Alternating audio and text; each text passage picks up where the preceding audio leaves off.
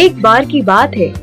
रमेश नाम का एक गरीब लड़का अपनी बहन तुलिका के साथ रहता था।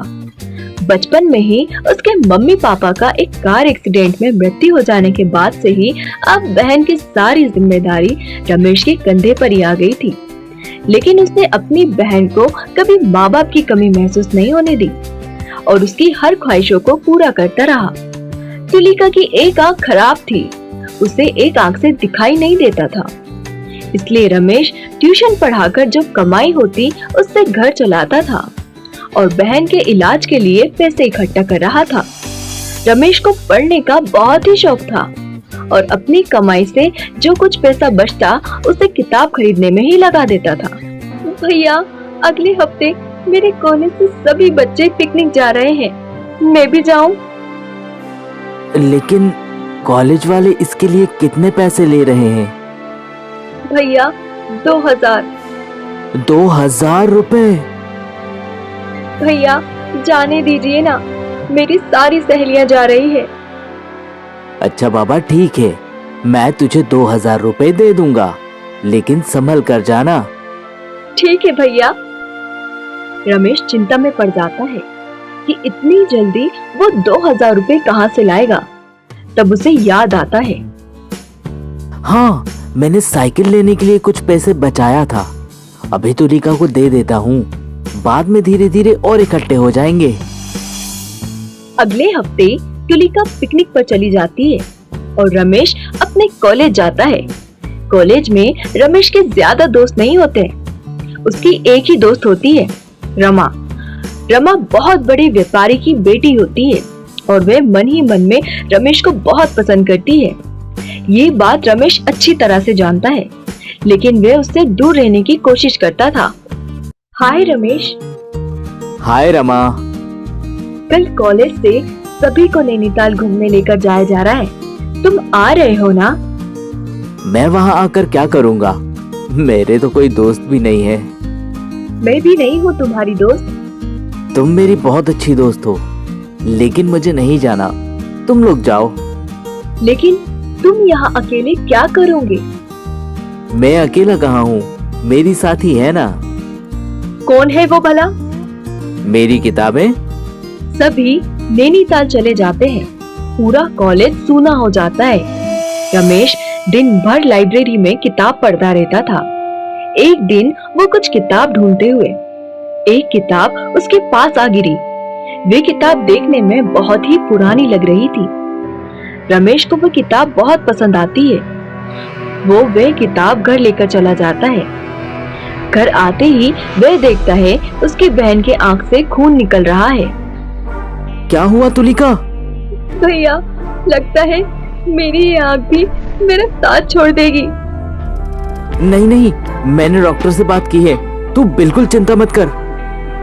रमेश डॉक्टर के पास जाता है। डॉक्टर तुलिका के इलाज के लिए 10 लाख रुपए मांगते हैं। रमेश परेशान होकर घर आ जाता है और रोने लगता है। उसके आंसू उस पुरानी किताब पर पड़ते हैं और वो किताब से लाइट निकलने लगती है और अपने आप किताब के पन्ने पलटने लगते हैं। रमेश ये देखकर डर जाता है और पीछे हटने लगता है। ये क्या हो रहा है? वह किताब से कुछ सोने के सिक्के निकलने लगते हैं। रमेश ये देखकर बहुत हैरान होता है और वो सारे सिक्के हाथ में उठा लेता है। वे खुशी से सारे सिक्के लेकर हॉस्पिटल जाता है। वहाँ सिक्के देकर तुलिका का इलाज करवा लेता है। तुलिका बिल्कुल ठीक हो जाती है और घर आ जाती है। भैया, आप मेरे इलाज के लिए इतने सारे पैसे कहाँ से लेकर आए? ये देख, ये सोना देने वाली जादुई किताब है, इससे ही मुझे सोने के सिक्के मिले। सोना देने वाली जादुई किताब? हाँ भैया, इससे हमारी सारी परेशानी खत्म हो सकती है। तू आराम कर, मैं इस किताब को अच्छी जगह देखकर रख देता हूँ ताकि इसका कोई गलत इस्तेमाल ना कर सके। रमेश उस किताब से कुछ सोना निकालकर अपने जैसे अनाथ बच्चों की मदद करता था। कभी वृद्धाश्रम जाकर वहाँ मदद करता था, लेकिन उसे समझ नहीं आ रहा था वे ये किताब रखे या वापस करे। एक दिन रमा उसके पास रोते हुए आती है। क्या हुआ रमा? तुम रो क्यों रही हो? रमेश, मेरे पापा मेरी शादी करवाना चाहते हैं। ये तो बहुत अच्छी बात है। मैं तुमसे शादी करना चाहती हूँ। मेरी हैसियत तुम्हारे पापा जैसी नहीं है। रमा जिद पर अड़ जाती है। रमेश सोच में पड़ जाता है। वे उस किताब से पैसे निकालकर अपने स्वार्थ के लिए इस्तेमाल करे या नहीं। फिर वे उस किताब के पास जाकर कुछ देर सोचता है और उससे कुछ सोने का सिक्का निकाल लेता है और अपने लिए एक अच्छा घर खरीदता है, एक बड़ी गाड़ी लेता है और रमा के पापा से बात करके रमा से शादी कर लेता है। ये सब तुमने किया कैसे? यह सब इस जादुई किताब से हुआ। यह किताब ने ही मेरी मदद की है। फिर कैसे? यह एक सोना देने वाली जादुई किताब है। अगर इसके सामने अपनी परेशानी बताकर अपने 3 आंसू इस पर गिराएं, तो यह किताब सोने का सिक्का देती है। ऐसा क्या? रमा को यह जानकर बहुत ही आश्चर्य होता है। रमेश, तुलिका और रमा साथ में मजे से रहने लगे।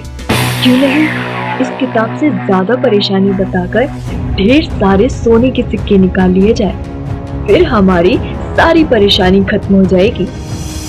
रमा उस किताब के सामने बैठकर दुनिया भर की परेशानी बताती है और ढेर सारे आंसू गिरा देती है। वे किताब के सारे पन्ने अचानक बहुत तेजी से पलटने लगते हैं और उस किताब में आग लग जाती है। तभी रमेश आ जाता है।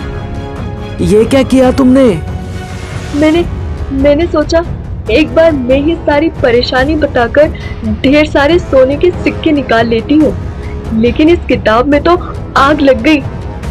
यह किताब अपना मकसद पूरा कर चुकी है। अब हमें मेहनत करके धन कमाना होगा और अपनी जिंदगी गुजारनी होगी। यह सब तुम्हारे लालच का नतीजा है। जब ही इस किताब में आग लग गई। इसीलिए बड़े बुजुर्ग कहते हैं हमें ज्यादा लालच नहीं करनी चाहिए। कुछ आई बात समझ में? इस तरह अब रमेश और तुलिका मेहनत कर खुशी खुशी अपनी जिंदगी गुजारने लगे। एक बार की बात है, एक गांव में राकेश अपनी पत्नी सुधा और बेटे दीपक के साथ रहता था। राकेश पेशे से एक मोबाइल सॉफ्टवेयर इंजीनियर था। राकेश मोबाइल के एक ऐसे अनोखे मैजिकल ऐप के प्रोजेक्ट पर काम कर रहा था जो भविष्य में होने वाली घटनाओं के बारे में पहले ही बता देता। तुम देखना सुधा, अगर आज मेरा ये प्रोजेक्ट सफल रहा तो बहुत जल्द हमारी गरीबी दूर हो जाएगी और हम सब बहुत अमीर बन जाएंगे, और जो लोग मेरी इस कल्पना को मेरा पागलपन समझते थे उन सब की बोलती बंद हो जाएगी। तो सुधा ने कहा, भगवान करे आप जैसा चाहते हैं वैसा ही हो। राकेश बेहद उत्साहित होकर एक रिक्शा में मीटिंग के लिए निकल पड़ता है, लेकिन शायद किस्मत को कुछ और ही मंजूर था।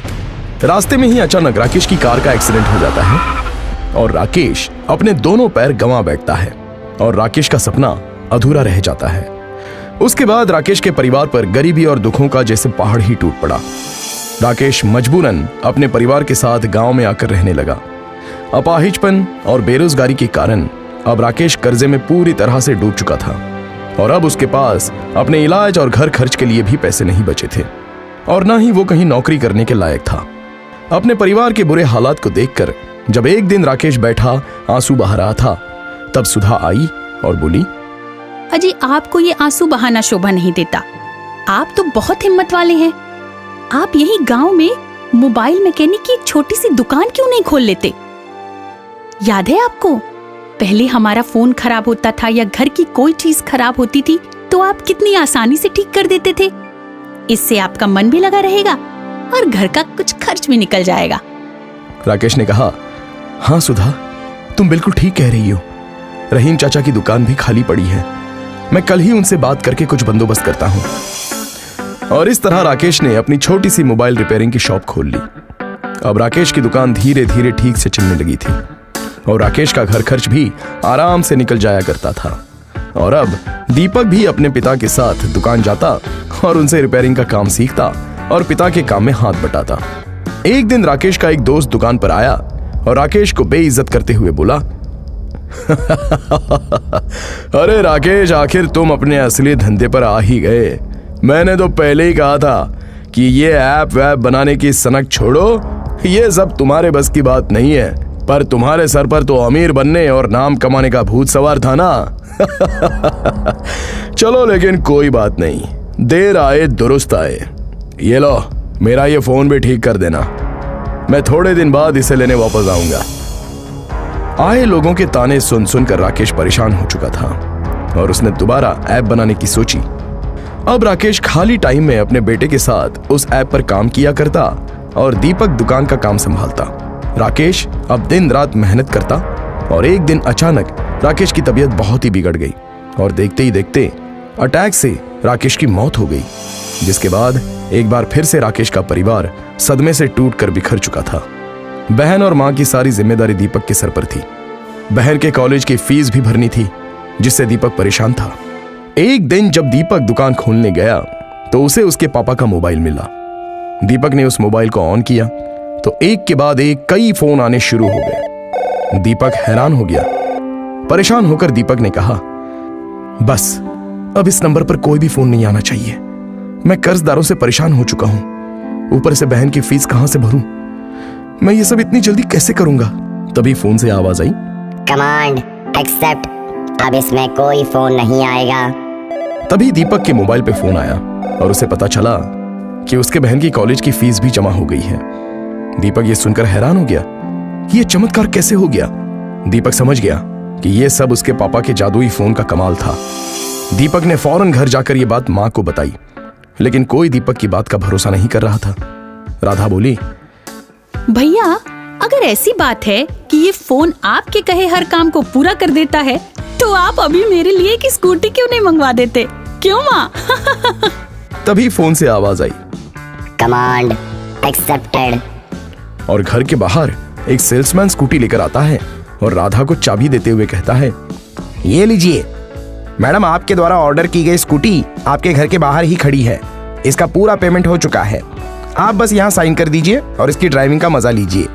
सब ये चमत्कार देखकर हैरान रह जाते हैं और दीपक और उसकी फैमिली समझ जाती है कि ये सब चमत्कार राकेश के द्वारा हो रहा है, जिसके फोन में जान बसती थी। अब दीपक और उसका परिवार अमीर हो जाता है और उस जादुई फोन के सहारे खुशहाल जीवन व्यतीत करता है और अपाहिज, बेरोजगार और गरीबों की मदद करता है। और ये सब देख सारे गांव वालों की आंखें फटी की फटी रह जाती हैं।